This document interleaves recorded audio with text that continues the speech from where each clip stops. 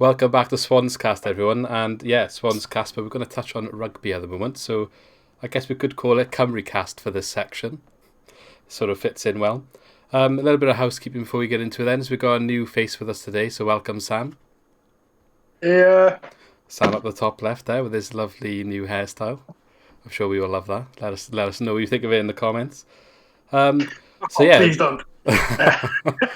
we've got the Six Nations on our doorstep, so we wanted to talk about it a little bit. It was a big event in Wales, and we all enjoy a bit of rugby. I'm not saying we're experts, but as fans, we're just going to talk a little bit about our views. So don't forget to subscribe if you do like our content, and leave a like on the video. It lets us know you enjoy what we're doing. And we have set up a Discord server, which will be going live later on or over the weekend. So the link will be will be in the description as well. So feel free to join that and take part and grow the community. All right then, Sam. Seeing as you are new to the channel, Wales then over the past year, what are we saying about how Wayne Pivac's first year has gone down? All right, so that's how you run this, is it? Just the guests, brand new guests, straight in the deep end. Yeah, well, we want to see what you have to Um, say. yeah, well, I don't know. There's no way I can say it's going well for Pivac so far.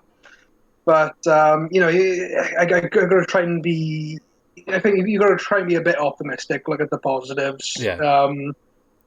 A lot of people have said you're already starting to hear people talk about like the break clause in his contract. I don't know if you heard about that. So yeah, I've not really looked into it, but yeah. yeah. So it's just like a 4-year contract he signed with the WRU.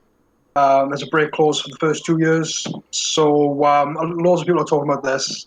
Like I think it is a bit, it's like I don't think it's fair to talk about that. I mean, you look at certain things, and it's it's if he were to be let go for a start, who would be available to replace him? Yeah. And there's nobody there. I mean, sort of, and you don't want to make a comparison to football, but I mean, if you like, how like play managers let go in the middle of a season and stuff like that, it's not something that really does happen in rugby. But to make a comparison with football and rugby, I suppose you could say that a lot of people are making a comparison between Pivac to Gatland, like Moyes and Alex Ferguson. Going from And really it's good how, period to like a new, well, it's completely changing the guard, isn't yeah, it? And yeah, I do get yeah, it. That's a good reference, really.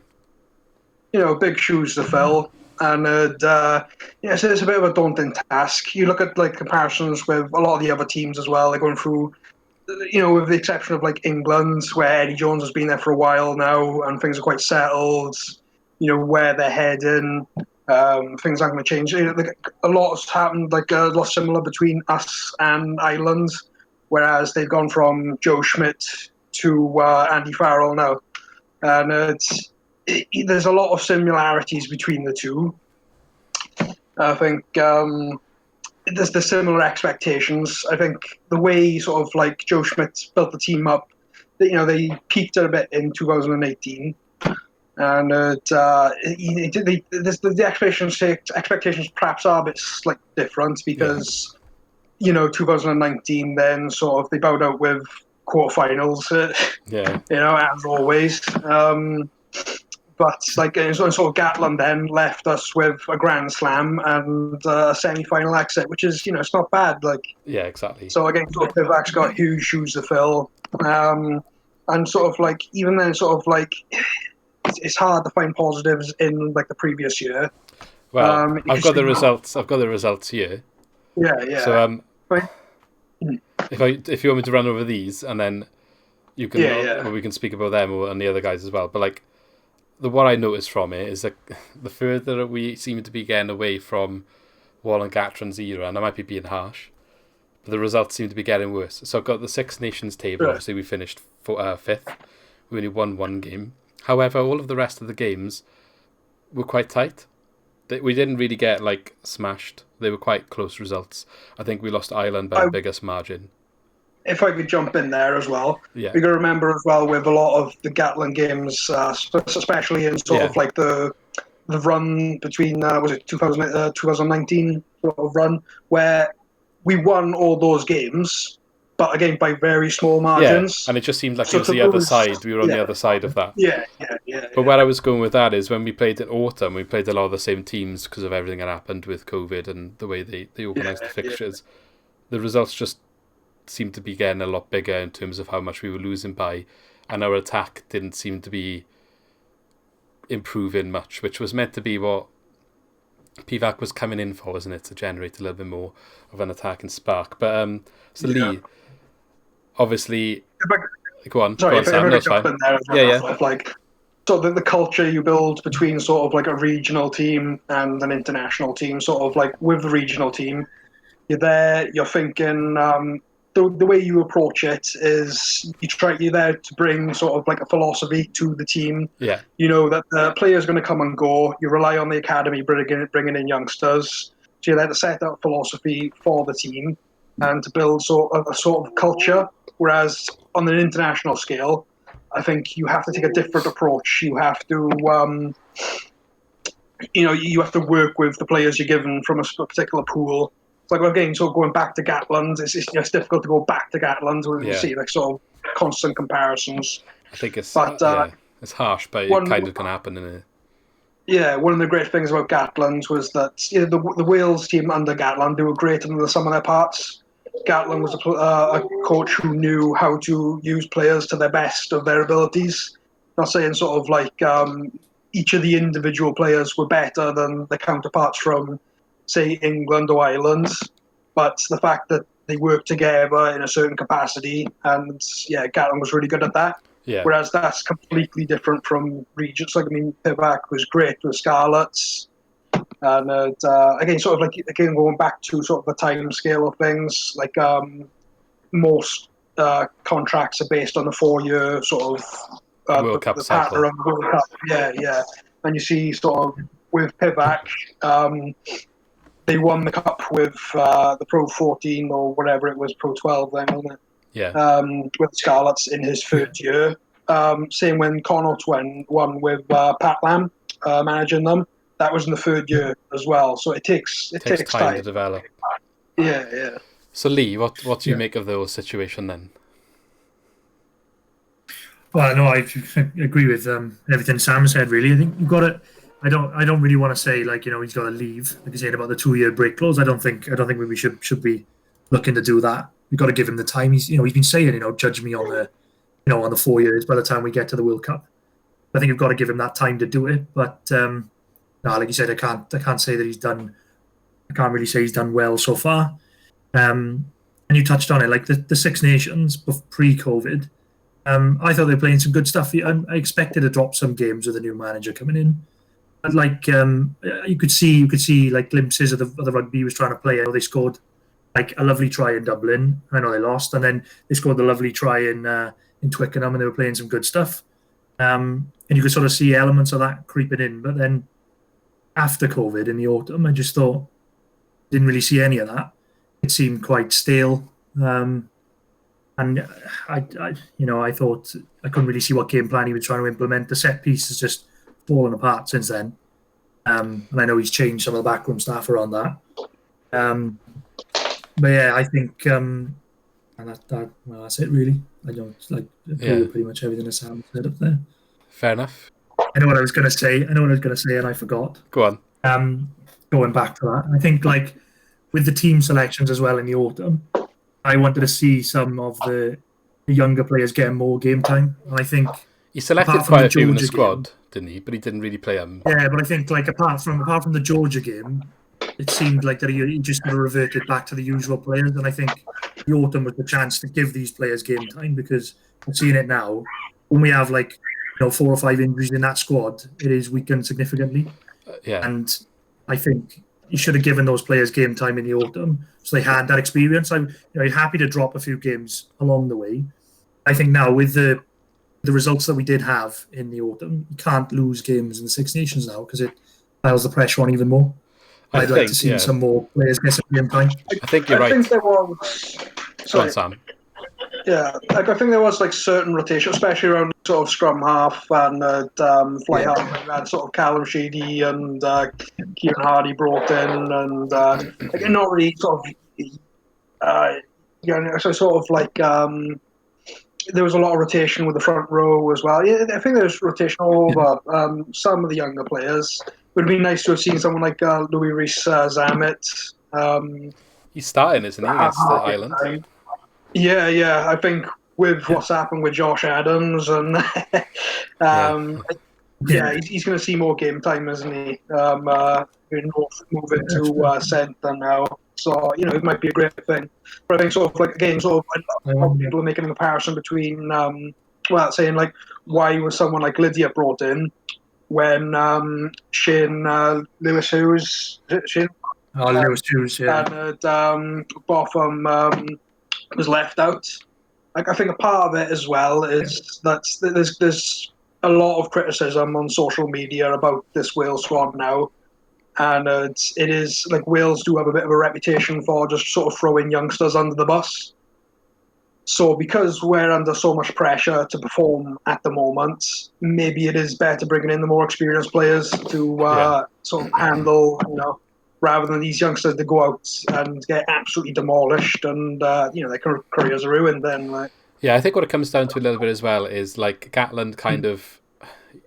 There was players under Gatland that were there for the entire era, or quite prominent. And by the time he's gone, that team was probably quite old. Like the core of the team, some of them are still here now. They've only got one World Cup left in them. The ones that are left, and then what do you do then? So he's kind of left with a squad that he needs to get new players in. Maybe Gatland didn't put as many youngsters in before he left the last 4 years. I'm not saying he didn't put any in, but maybe he knew he was going. He just wanted to win the best he could, so it wasn't then on him to develop some of the youngsters for after he's left. Whereas now, Pivac's in a situation where he has to do that because some of the old guard have, they're gone or they're not going to be here. Like bringing back Rhys Webb was a bit, it's just the age is not on his side really for the next World Cup. And is it worth bringing him back in or worth developing someone else? Which I think they've gone down developing someone else now, haven't they? Yeah, I'm glad he's picked. I think Kieran Hardy was good in the autumn, so I thought scrum half's a hard one at the moment though, because it's probably the one position where, and the back row, where we're just littered with options at the moment. Because Gareth Davis, Thomas Williams, Hardy, Webb, you could pick any of them really. Yeah. And they do a job, but I'm glad he's given Kieran Hardy another chance because I think he's been playing well. Okay. The Scarlets and he done well in the autumn as well. Right, we'll move on a little bit from this then. So that's last season. We get into the start of a new international season or year. Starting with the Six Nations. So what are our expectations for this year then? I've gone quite basic really. I've said what I expect from this tournament is to improve from last year. So last year we finished 5th. I would be happy with maybe 4th this season. Based on the current climate of how we've performed in the last year, and I would like to finish 4th and maybe see a little bit more attack in rugby and try scoring from the team. That's just, I think I'd be happy with that, just as a little bit of progress to see where we're going, maybe then improve further going into the rest of the year and next Six Nations. Obviously it'll be halfway through a cycle then. Do you think we just don't have the good enough players anymore? I disagree with that. I think a lot of the I think our main problem is less to do with players and sort of like how we want to approach sort of a game style.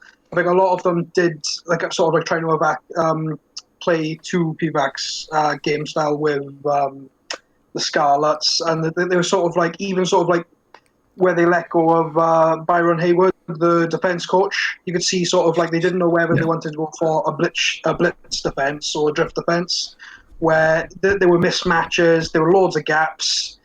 Like the players were struggling to come back in line, and it's just a mismatch. Like they didn't know what to play. They were trying to play to a game, but at the same time, let the individual players play the game as they would. You can see that in some of the games. And I know once they let go of defence coach Byron Hayward, it was a brutal sacking. But you can see sort of like improvements once he had gone. Sort of like just sort of like not so much defence, but you can see like how at the beginning of the Autumn Nations Cup, where they had like Falatau out on the wing, and later then they brought him in with a pod with Pivac, where them playing off each other, Pivac and Falatau, some of the best moments of Welsh moments of the Autumn Nations Cup. And there was a bit more cohesion in defence once towards the end. I thought the game against Italy, I think that was you could say okay, it is Italy, but I think that game went really well for us. And I think things improved after the abortion that was the Scotland game, which was just it's just fucking terrible. Oh my god, probably the worst game. Let's just forget about that one. But yeah, so what are your expectations for going forward for this tournament then, Sam? Just an end on that one. Yeah, I think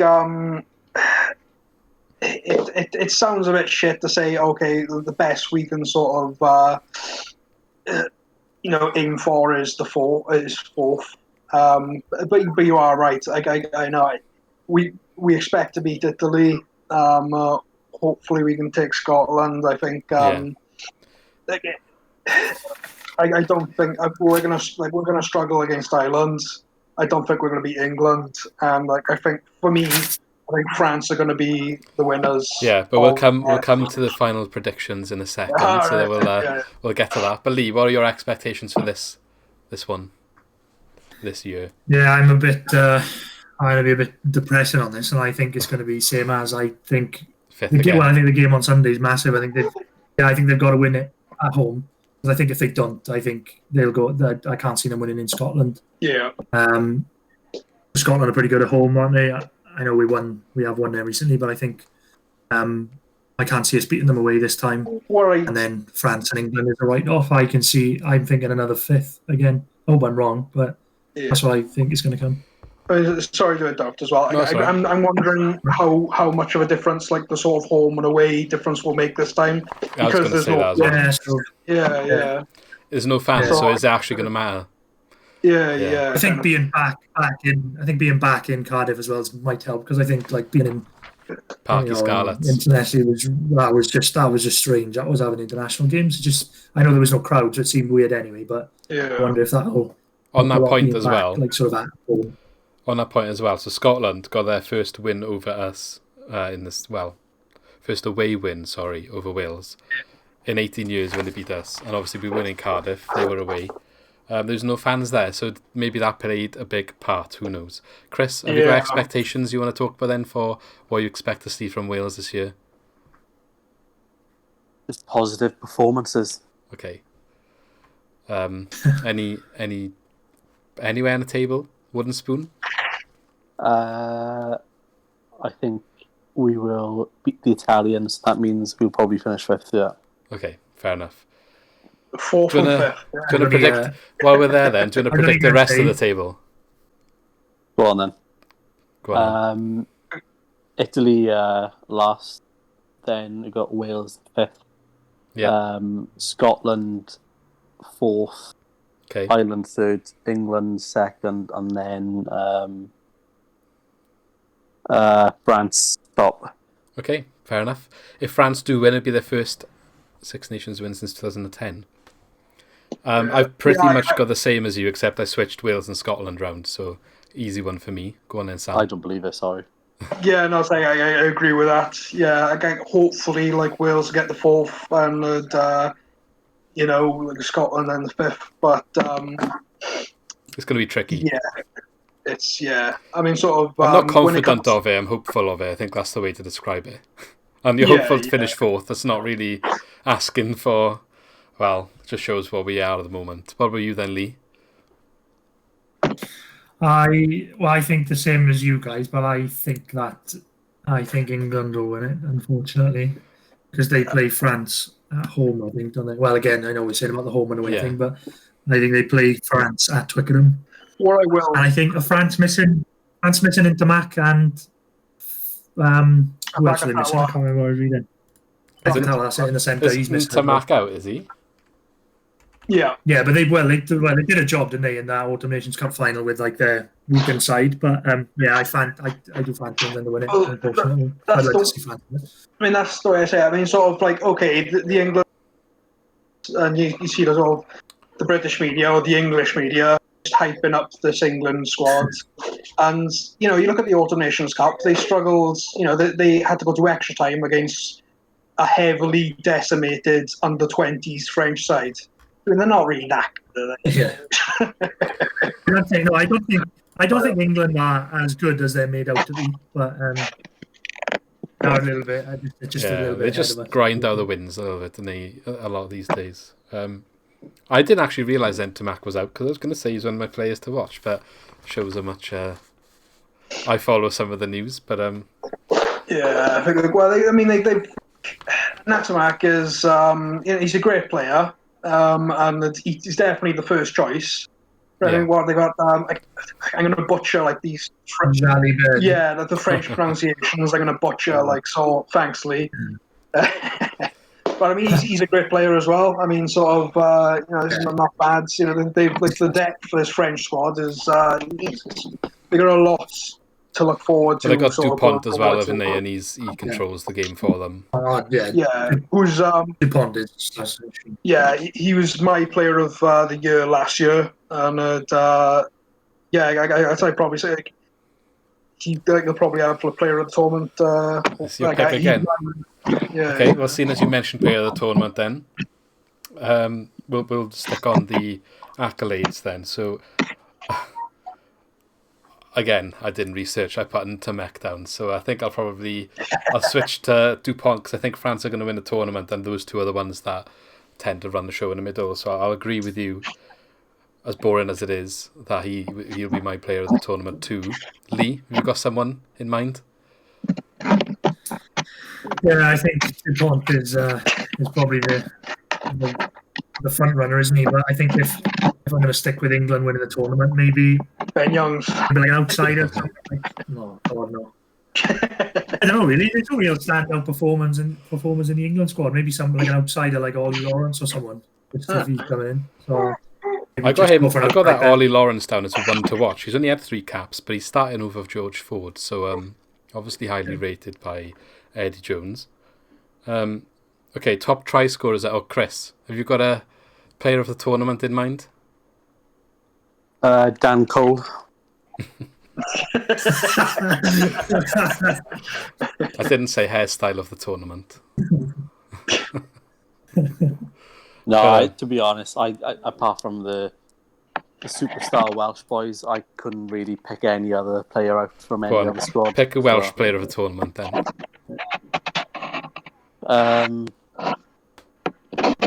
That Rhys Zammit, what's his name? Zammit Williams? Rhys Zammit. Yeah. Not everyone's called Williams. Okay, top try scorer then. I've gone for Johnny May. He might be a little bit of an obvious choice, but he does just keep popping up with the scores, doesn't he? So that's my pick. Sam? Well, seeing how the top try scorer for the Autumn Nations Cup was Jamie George, I think this is going to bring in. I think it's going to be like a huge sort of revolution, and forwards. You know, all the front rowers specifically are gonna. So I'm gonna say like I don't know, Rory Sutherland or Cian Healy. Oh, it's a big call that is. Lee. Sure. I had Johnny May down as well, a bit of an obvious one because he does score a lot of tries, but let's go like Teddy Thomas or someone like that. I was nearly going to pick him, but I didn't. So it's good to be one for different ones. Chris, you're going to go with Lewis Rhys-Zammit Williams? No, I'm going to go with the Sheriff. Oh yeah, good shot. Yeah, I like it. Okay. And top point scorer then. I've gone again, a little bit of an obvious one. Owen Farrell. He's gone to number 10 position with me now. So I just, as much as I hate to see him kicking the goals, he just does it all the time. Unfortunately. If he can land his kicks, well, that final in the Autumn Nations Cup was painful to watch. Well, not painful if you're not an England fan. Well, yeah, exactly. Okay, Sam, top points. I feel like that's the safest choice. Yeah, I could say I'm being safe. Yeah. Yeah. So. Yeah. Fuck it, Farrell. Yeah. Lee. I was going to say Jali Bear, but I don't think he kicks, does he? Who's the fullback that kicks for France? I've forgotten his name now. The fullback. It's going to bug me. Oh shit! He won player of the tournament as well, didn't he? He did, yeah. But yeah, what was his name? Hang on. Yeah, French side. Was that you got it? Have a look. No, I'm just going to have a look. Oh, it's bugging me now. What of his name is there as well? It's not Bouthier, is it? France playing this weekend, Italy, isn't it? Yeah, no. Bryce Dulin. I don't know if that's. Dulin, that's it.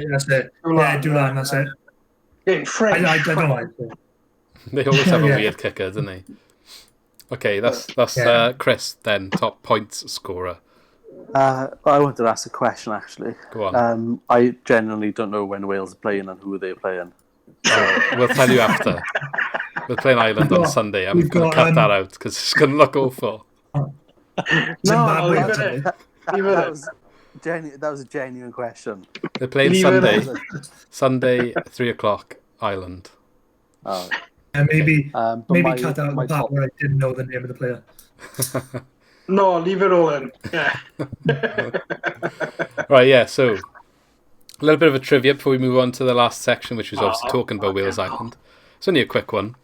I was going to say Wales won their last wooden spoon in 2003 in the Six Nations. This is now just Six Nations related, not 5. Who else has won a wooden spoon in the Six Nations? I can't even name how many they've won. Scotland and 4. Right. Scotland are on 4. Did I get that right? Yeah, Scotland are on 4, yeah. So Scotland have won it and they are on 4, so well done, Chris. Who are the other 2? And how many have they won? One of them is probably really easy. That's good. Where's England?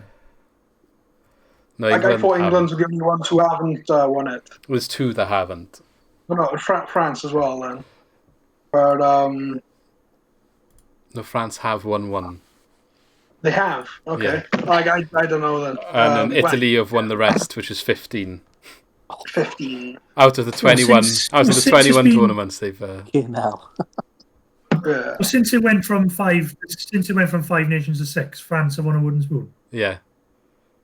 Yeah, Lee, it was 2002. Surprised you can't remember it. So when did? I don't remember that. So when did Scotland last win it? That was like 2014, was it? I'll check now. Let me just get up. How many years has it been with the league? Scotland last won the wooden spoon in 2015. And France won the wooden spoon in 2013. It was another year they were just shit and they had like management changes and stuff and it was bad World Cup and around that sort of period. Surprised they've won one. Anyway, moving on. The last thing we're going to talk about today then. Obviously the big Sam's game. hair. Not Sam's hair. Big game on Sunday. So we're playing Ireland. Home against Ireland, yeah? Back in Cardiff. Yeah. What are the main talking points then? So I've gone for... I like the selection of Thomas Williams. I think it's about time we pick a scrum half that we are going to say is going to be our scrum half and give them the opportunity to be consistent and show, obviously, if they're not good enough after a while, and we've got to change it. But I think chopping a change in each game is not going to help us get form. And I think we need to pick someone. And he probably would have been the one that I picked. Yeah, I mean, I think with regards to him, I think Gareth Davis has been there for a while. Sort of like Reece Webb is out of the picture now. Again. So I mean, I think there's a few people who would take the number 9 jersey now. I think same with number 10. I think whether you're looking at sort of like Patchell or Anscombe when he gets back. I mean, I think Sam Costello is eventually going to take the number 10 jersey. But I just that's it's good having options. I just think like we need to decide who we're going to go with, and it's up to them if they're going to keep it or lose it. Then I think it's just a case of more rotation. Yeah. still for those jerseys. I don't think anything's set in stone with those positions. No, it probably isn't. But the way that we're not playing, it's just what I think. But like when we've looked at when we've had good periods, we've always had like a first choice 9 and 10. I'd feel like we haven't really had that for the last year, and it just causes. I'm glad he's brought not good form. Go on, Lee. I'm glad he brought Jared Evans back in as well, because I think he's been class for Cardiff, hasn't he, recently? And if he wants to play this style of rugby, I think he's got to be in there. He's got to be in the mix because the way he plays. Yeah, who was it was it the Autumn Nations where they came into it from the Blues? They freaking like their form was shit hot, and then they just had one absolute howler of a game for Wales. Was that? Yeah, Jared Evans. I think he did. Yeah, Jared Evans. Yeah. Again, Gatland sort of wrote him off, didn't he? Yeah. Shit. Yeah. Garland done now with a few players over his time, though, didn't he, to be honest? Very cutthroat like that. Yeah. As I said, sort of like I said, like I think Wales have got a bit of a reputation for bringing in youngsters, just throwing them under the bus, and that's their careers. And a lot of things with sort of like switching positions around as well. Like this game now, you see Rodri Jones brought in at loose head, and again, sort of where like he was brought in from the Scarlets to the Ospreys. They switched him from a loose head to a tight head. Now he's back to loose head again, and it's just messing with the players. Again, it's the consistency again in it, so it's gonna have an impact. With Tompkins now, where he was brought in from the Saracens as a 13, being brought up as a 12 to play alongside Jonathan. Davis. Evans. Jonathan Davis, yeah. Speaking of changing positions as well, George North in the centre. Yeah. I think, like, going back to what you said earlier about saying about France have got so much depth. I think it's the one thing about us I'm worried about at the moment, because I know, like we said about nines and probably back row, but I think everywhere else on maybe tens as well, but everywhere else on the pitch, I think we're struggling a bit. I think like the fact that we've got a shoehorn North into centre at the international level is a bit worrying. Do you think it is shoehorned in, or is that not it? Like, you don't think that's where he should be? I think you're talking about Jonathan Davis is probably the key to our defence, who he has been in the last couple of years.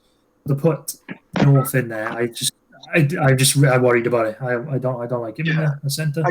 I think you're absolutely right. Sort of George North at times can be a bit of a defensive liability, and sort of in that 13 channel where defence is perhaps the most important, it's a bit worrying, and North in the past hasn't been that great. But again, sort of like the last, what game it was in the Autumn Nations Cup where they did have who's the new number 12, Johnny Williams? Yeah. Johnny Williams, I like him. He's good. Yeah, where they had him at 12 and they had North at 13. That was right, wasn't it? That partnership. And that did go quite well. So well, it's the same partnership this time, so yeah, and it's worth noting as well that like I've shit on sort of George North the last few seasons where he's been a bit out of form, but like he's had some a good string of games with the Ospreys now at the moment. Again, so it's on the right wing, but he is in good form at the moment as well. Yeah. So it would be interesting to see if that form does carry over to the international games. And then taking his place on the wing, or Josh Adams, we got Hallam Amos. What do you think about that selection? I'm not a fan of him. No? No. Why? I think he's too slow, and I don't think he gets down low enough in like the tackles and stuff. So, well, I just remember, what World Cup was it in? Was it against the one in England, wasn't it, where he just went off with like a dislocated elbow? The game had stopped and he handed someone off and he dislocated his shoulder and he just pushing someone off before the game would stop. That was when we said everyone was just injured. Yeah. Didn't we have to recall James Hook? Sorry, go on, Sam. My mic is delayed. Oh no, keep on. But was it 2015 World Cup? And was it the game against Australia? Was it? Yeah, it was one of I don't know. It might be in England. Or was it later? It Might be yeah, Neil's So, game. South Africa in the quarter as well. Yeah, because we ended up with what's his face on the wing and scored that try. Williams, Lloyd Yeah, Williams. Lloyd That's Williams. yeah.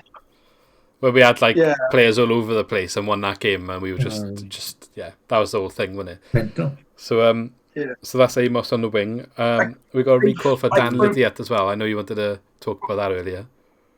I've always been a big fan, but I think it's quite sort of. There's been a lot of players who've come from the Dragons, and then they've gone to other teams where you think, okay, maybe they're decent players, but they're being held back by the Dragons. Yeah, you won't be Amos now.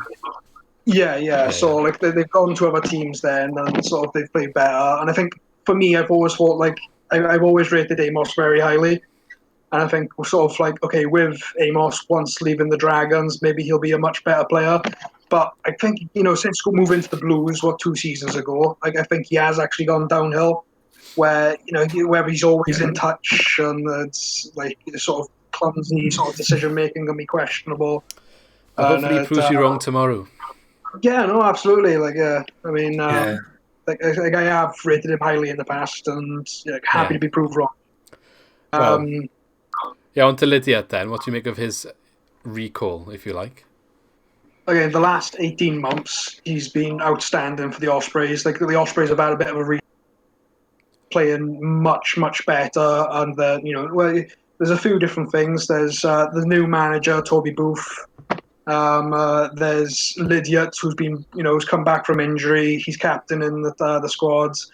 There's also Stephen Myler at 10 as well. But a few different changes where the Ospreys have completely revitalised sort of themselves. And I think a big part of that going back is Lydiat as the captain. And great form. And I think you think Lydiat's too old now though, Sam? How old he's is getting he? on, He's 33, I think. Yeah. 33, I think. Yeah. I guess it's good to have a mix of youth and experience, but yeah, but I am a massive fan of Lydiat, and he has been class for the Ospreys. But it's just my worry about the depth in the squad. Like I think he does deserve to be there now. Experience in there, definitely deserves to be starting. Yeah. I just like long term. He's 33. Who's next? Donovan Davis is 32, and then like Alan Jones is 35. When these players go, like I just don't see what we have. Is he going to play in the World Cup at 35? Probably not, is he? Yeah. He said he wants to. Well, maybe he will. Maybe he'll prove us wrong. But it's always, I guess, form. And then, you are right though. It's a bit of a weird. This is a bit of a weird World Cup cycle, isn't it? We're nearly halfway through. So I mean, our first choice back row is going to be sort of Tipuric, Faletau, and Navidi. But of course, Navidi's just been brought in from injury, and they want to ease him in. So he's always injured as well, isn't he? I think if it wasn't a case of Navidi coming back from injury, I think jump straight in. Like, so there's that as well. Yeah. Okay, well, it's been quite a long start, so I think we'll end it there. But before we go, predictions then. What's your score and first try scorer going to be? So I've gone for, unfortunately, Wales 13, Ireland 21, with the first try scorer, Thomas Williams. I think we'll get off to maybe a quick start, and then Ireland will just chip at us, but I hope I'm wrong. What are you going to go for then? Let's start with Chris. Let's get yours first this time. What do the other two think? I think it's going to be 22-4 to Ireland. I think... How'd you get 4 points? 2 and 2, mate. No, I'm joking. 22-19 to Ireland. I think the first try scorer, or was it try or point scorer, Lee? First try scorer. First try scorer. Probably Reece Samet Williams. Okay. Lee, what are you going for? Well, I'm going to go, I think Ireland as well. Okay. Being depressing again. I think Ireland by 15. Let's go 25-10. Big one. There's a value bet though. I had Ireland even money with the bookies -3. I think that's a value bet. I'll have to have a look. Sam, what about you? I think Ireland are just gonna. I think it's gonna be quite a high-scoring game. I think Ireland will just edge out. First try scorer, James Lowe. I mean, he's a very exciting player. I was always a fan of the Chiefs, and I think since coming over to Leinster, I think they got a bit of an embarrassment of riches there, haven't they? And it's just he's just one great player. And so do you think the score will be in the end? I know you said tight. I don't know, 32-26. Well, that'll be a fun game to watch at least, even if we do lose. But yeah, well, cheers for coming, lads. Well, no, that's true, but you can't get 32 in penalties. So yeah, cheers for coming, lads. Hopefully we celebrate this with a post-match of the game with a Wales win, but it sounds like none of us are expecting that. If you did like the video then, guys, don't forget to leave a like. Let us know in the comments your score predictions or player of the tournament, all this stuff, how you think the table's going to end. And subscribe for the coming videos, and we shall see you next time. So have a good one. In a bit. Very disappointing. Yeah? Yeah, absolutely shocked. Gatlin go in and then... Well, you knew he was going to go. It was quite well known. Pivac's basically an unknown, wasn't he? I mean, coming into a big job. I'm only joking. I don't know. I'm not about you to properly comment.